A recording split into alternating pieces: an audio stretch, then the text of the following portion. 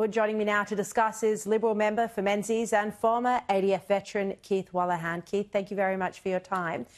Does that finding depress you, that only 16% of Generation Z would sign up to defend our nation if we needed to do so, if we needed to send troops to war?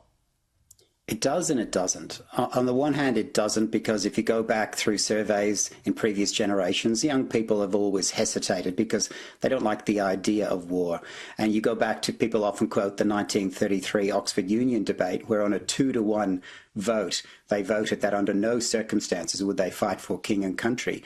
Yet 6 years later, they did in their thousands. They didn't hesitate. And behind me is a picture of those who I served with in my second tour of Afghanistan in my commando company.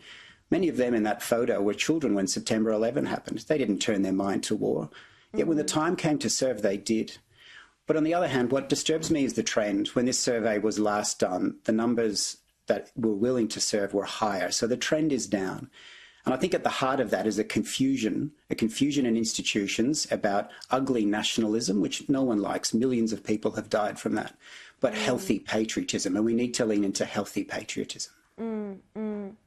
I mean, we owe everything to those who fought for our country and also fought for our allies in past wars. But do you think this is partly now about education, that the younger generations need to be educated about our history and what was at stake?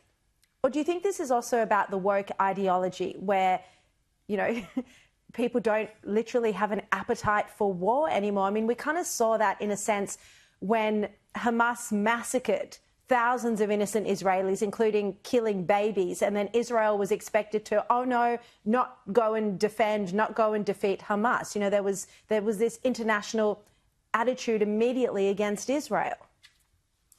I think we don't ask these questions enough, which is, what are we fighting for and who are we fighting for? And those questions were alive in Israel from the 7th of October onwards.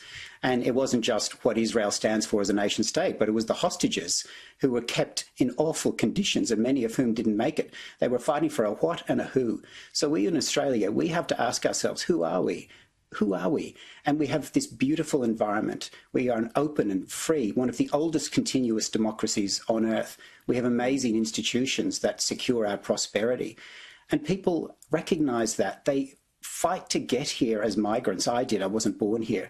But more than that, they fight for it. It's a country worth fighting for. And we don't celebrate that enough. We don't ask those questions. What is it that makes this a wonderful country? Because it is. Keith, I think that's amazing that you weren't born in Australia, but that you chose to defend Australia, to go to war alongside Australians and risked your own life. Well, behind me is a commando company. There was 2 platoons in that. The other platoon commander, a very good friend of mine, he also wasn't born in Australia, and many of those in that picture were migrants. The War Memorial is full of people who weren't born here from every nation on earth. I think because when you speak to migrants or go to a citizenship ceremony, there's an extra love for this country that is maybe taken for granted if you're born here, which is you get to compare it to other places on earth.